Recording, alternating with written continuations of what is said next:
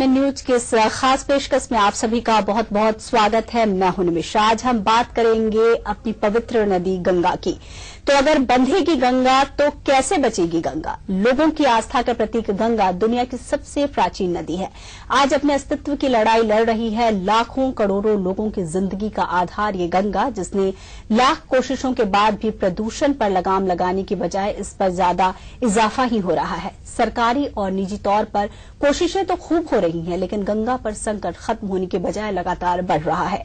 गंगा पर बिजली उत्पादन के नाम पर बांध बनाकर उसकी अविरल धारा को रोका जा रहा है। अगर गंगा की धारा को इस तरीके से बांध दिया जाएगा तो उसका अस्तित्व ही खतरे में पड़ जाएगा। और इसी मुद्दे पर आज हम चर्चा करेंगे अपने खास मेहमानों के साथ।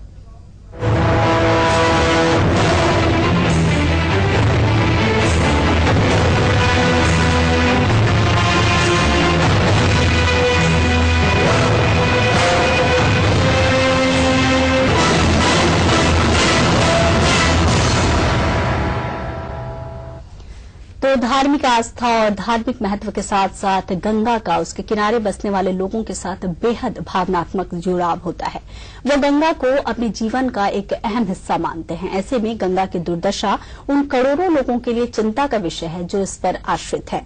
दिन ब दिन गंगा की हो रही बदहाली, चाहे कारण जो भी रहे हों, लेकिन किसी भी सूरत में गंगा के सबसे अधिक गुनाहगार हम खुद ही हैं। सदियों से अविरल बहती निर्मल गंगा, करोड़ों लोगों की जीवनदायिनी गंगा, आज उन्हीं लोगों ने इस पुण्य सलीला के अस्तित्व पर ग्रहण लगा दिया है।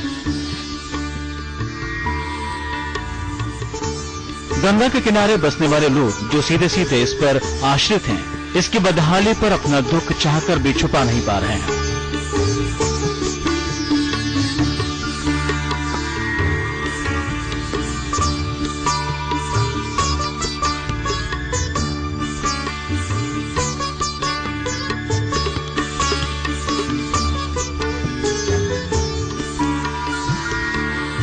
दो 2007 के आंकड़े बताते हैं कि गंगा विश्व की 5 सबसे अधिक प्रदूषित नदियों में शामिल है।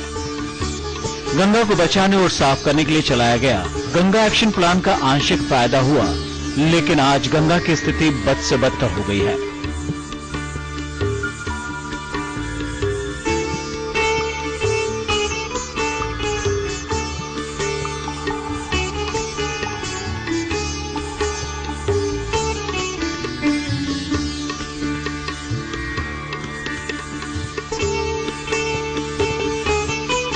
उन्नीस सौ 86 में पहली बार गंगा को बचाने के लिए गंगा एक्शन प्लान बनाया गया, जिसमें 2000 करोड़ की बड़ी रकम खर्च करने के बाद भी गंगा की हालत जो आज है वो निश्चित रूप से चिंता का विषय है।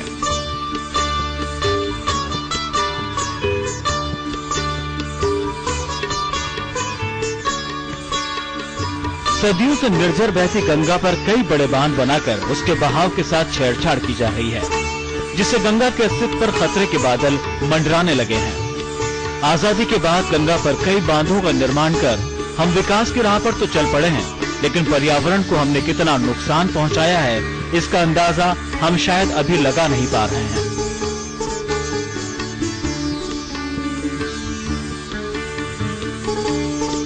गंगा को जगह जगह बांधकर उसकी गति को रोका गया है। पश्चिम बंगाल में फरक्का बांध परियोजना, मध्य प्रदेश में बाणसागर परियोजना और उत्तराखंड में टिहरी बांध परियोजना से हम विकास की राह पर तो चल पड़े हैं, लेकिन हमारी राष्ट्र धरोहर गंगा की धाराएं छेड़छाड़ के कारण जगह जगह सूख गई हैं। वनों की कटाई और सुरंग बनाने के लिए किए जा रहे विस्फोटों से यहाँ का वन्य जीवन भी प्रभावित हुआ है।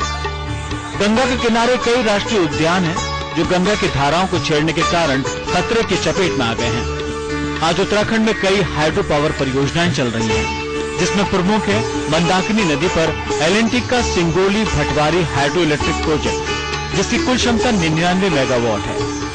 अलकनंदा नदी पर 400 मेगावाट की क्षमता वाला JP परियोजना, NTPC की 3 परियोजनाएं जिसकी कुल क्षमता 942 मेगावाट है। NTPC की ये सभी बड़ी परियोजनाएं गंगा की सहायक नदी पर है, जो उत्तराखंड के चमोली और पिथौरागढ़ जिले में स्थित है। इन सभी परियोजनाओं से डरे हुए लोग अपनी लड़ाई खुद लड़ रहे हैं। उनके डर का कारण है उनके जीवनदायिनी गंगा का उनसे छिन जाना। Brajesh Mishra, GNN news. तो आशंकाएं यही पैदा हो रही हैं कि क्या बंधेगी गंगा तो बचेगी गंगा। बांधों का निर्माण हो रहा है, लेकिन जो कल्पना हम कर रहे हैं एक सस्टेनेबल डेवलपमेंट के, एक सतत विकास की, वास्तव में क्या सतत विकास का अस्तित्व भी खतरे में है। इस मुद्दे पर ज्यादा चर्चा करने के लिए हमारे साथ कुछ खास मेहमान जुड़ गए हैं। अपने दर्शकों का परिचय उनसे करा देते हैं। सबसे पहले हम बात करेंगे स्वामी आनंद स्वरूप जी की, जो कि गंगा पुत्र हैं। आपका बहुत बहुत स्वागत है जीएनएन न्यूज में। देवी दयाल शर्मा जी हैं, जो पूर्व प्रशासनिक अधिकारी भी हैं और अभी गंगा सेवा मिशन से जुड़े हुए हैं। साथ में अगर हम बात करें तो गंगा एक्शन प्लान से भी वो जुड़ चुके हैं। आपका भी बहुत बहुत स्वागत है। साथ में अटल बिहारी शर्मा जी हैं, जो कि गंगा सेवा संकल्प समिति से भी जुड़े हुए हैं और पर्यावरण की अच्छी खासी जानकारी रखते हैं। उनसे भी तमाम तकनीकी पहलुओं पर हम चर्चा करेंगे। और हमारे मैनेजिंग एडिटर अनंत मित्तल जी भी हमारे साथ जुड़ चुके हैं।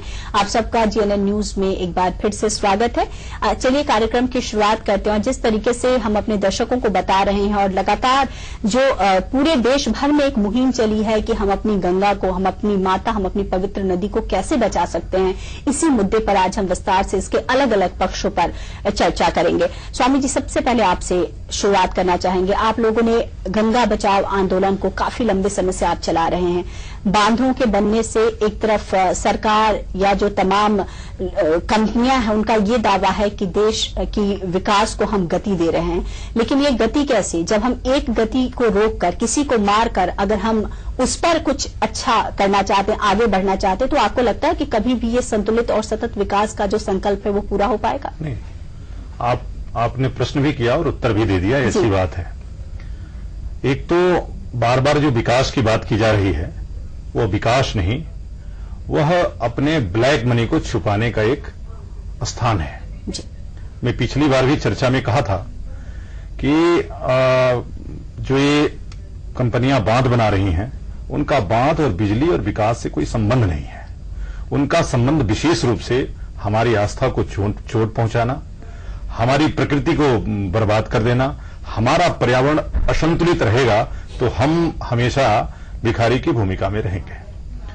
और जो ये बांध जगह जगह बना करके धारा को रोकने की साजिश चल रही है, और उसके साथ साथ ये भी इशारा कि भाई ये तो शास्त्रों में लिखा है कि गंगा चली जाएगी। हम उन्हें भी आप सबके माध्यम से ये चेतावनी देते हैं। बार बार आज हमको 5 साल पहाड़ों में काम करते हो गया, मैं लगातार पहाड़ों में जाता रहा हूं। आप सबने भी, मुझे लगता है कि जीएनएन चैनल ने काफी प्रयास किया और बड़ी एक स्टोरी बनाई है। हम पहले तो उसको साधुवाद दे दें, धन्यवाद दे दें। और आपने देखा होगा कि वहां जगह जगह सुरंगों को सुखा दिया, अरे वो जो जल स्रोत थे उनको सुखा दिया गया।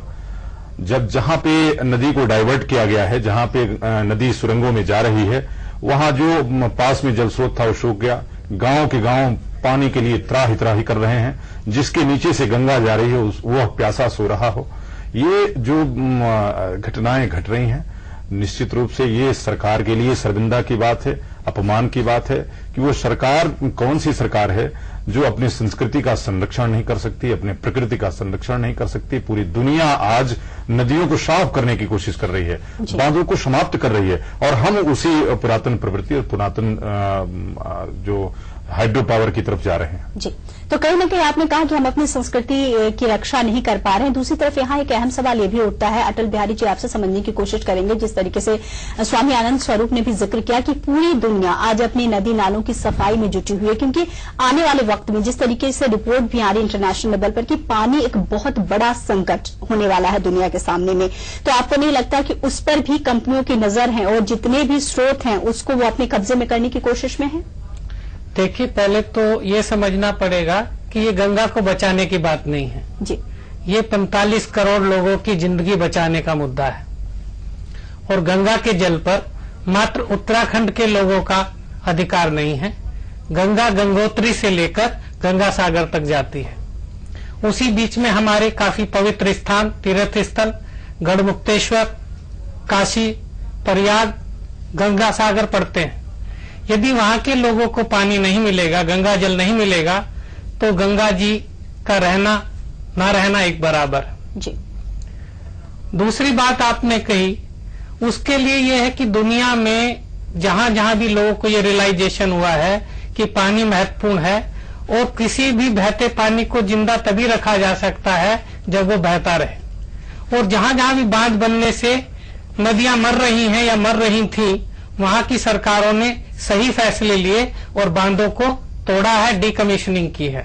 ऐसे सैकड़ों बांध हैं जो अमेरिका में भी हटाए गए हैं, और ये जो बात है आगे बढ़ रही है, और जहां पर भी बांधों की वजह से नदियां मरी हैं, उन बांधों को हटाया जा रहा है। तो नदी अपने आप में केवल पानी नहीं है, जैसा कि स्वामी जी ने कहा, एक हमारी संस्कृति है, हमारा एक अस्तित्व का संकट है। उसी के साथ पूरा इसको यदि हम देखें, जीव जगत उससे जुड़ा हुआ है। जीव जगत बहते पानी में जिंदा नहीं रह सकता, और जीव जगत की वजह से ही गंगा कहीं ना कहीं स्वयं अपने आप को स्वच्छ और पवित्र कर कर बहती जाती थी। बिल्कुल अटल जी, आपने एक बहुत बड़ी बात कही, और लगातार हम सब जानते हैं कि जितनी भी हमने सभ्यता, विश्व भर में जितनी भी सभ्यता संस्कृति का विकास हुआ है, वो किसी न किसी नदी के साथ में ही हुआ है, किसी न किसी नदी के किनारों पर ही हुआ है। इस मुद्दे पर आगे भी हम चर्चा करेंगे और आगे समझने की कोशिश करेंगे। देवी दयाल जी भी हैं और अनंत मित्तल जी भी हमारे साथ जुड़े हुए हैं। इन लोगों से भी समझने की कोशिश करेंगे कि किस तरीके से विकास और जो गंगा के ऊपर बांध बनाया जा रहा है, वास्तव में इसके कितने फायदे और नुकसान है, और क्या बीच का कोई रास्ता निकाला जा सकता है। इस मुद्दे पर चर्चा आगे भी जारी रहेगी। यहां ले लेते हैं छोटा सा ब्रेक।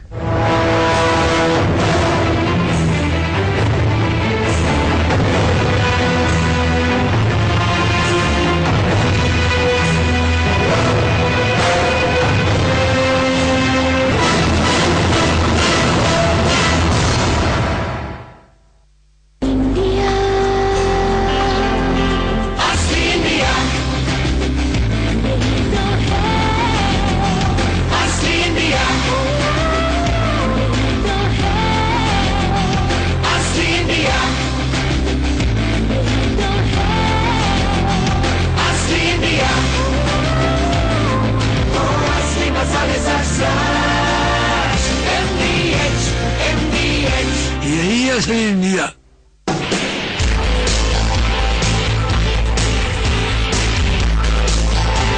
उन्नत तकनीक, भरोसे का साथ, लाखों लीटर दूध और देशी घी से पिरोया सबका विश्वास, हर भारतीय का विश्वास, जीएन डेयरी। चर्म रोग, सोराइसिस व सफेद दाग के कारण ना रोगी कहीं जा सके, ना ही कुछ मन चाहा वो खा सके। ऐसे भयंकर रोग से हमेशा के लिए मुक्ति पाने हेतु हमें फोन करें। हमारी रामबाण दवाई सच में 90 दिनों में आपकी जिंदगी बदल देगी। MDH की दुनिया में आपका स्वागत है। वाह, क्या खुशबू है और स्वाद भी है। डिलीशियस। बादशाह, तुसी ते मसाले दे शहंशाह। आपकी मेहरबानी से। MDH, the real spice of India. From the midnight hour, when the world sleeps, India will awake to life and freedom.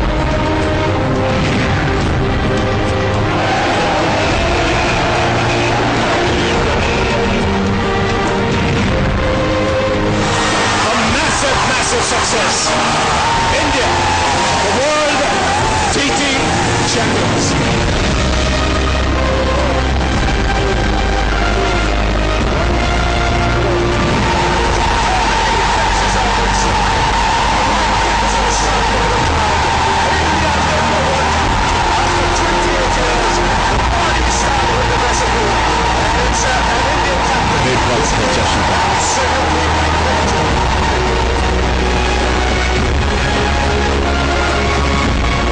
जश्न सिर्फ खबर का